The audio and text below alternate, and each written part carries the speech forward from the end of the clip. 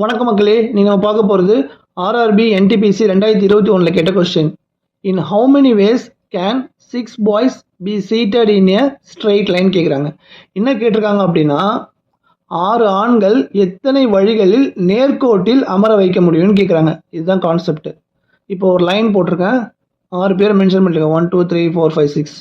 இதுதான் கேட்டிருக்காங்க. இதில் என்ன கேட்டிருக்காங்கன்னா, 6 ஆண்கள் எத்தனை வழிகளில் நேர்கோட்டில் அமர வைக்க முடியும்னு கேட்குறாங்க. என்ன கேட்குறாங்கன்னா, பாசிபிலிட்டிஸ் கேட்குறாங்க. எவ்வளோ வழி, எத்தனை வழிகள் இருக்குன்னு கேட்குறாங்க.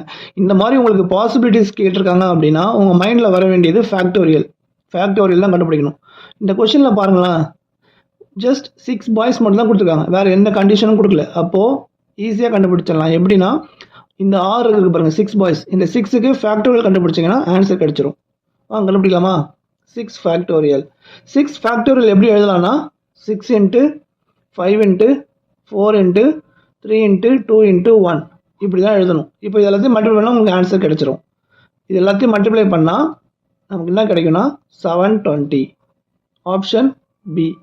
ஸோ இந்த மாதிரி சம்ஸ் கேட்டாங்க அப்படின்னா, கண்டிஷன் எதுவும் கொடுக்காம ஜஸ்ட் 6 பாய்ஸ் மட்டும் அந்த மாதிரி கொடுத்துருந்தாங்க, பாய்ஸ் கேர்ள்ஸ் அது மட்டும் கொடுத்துருந்தாங்கன்னா ஃபேக்டோரியல் கண்டுபிடிச்சிடலாம்.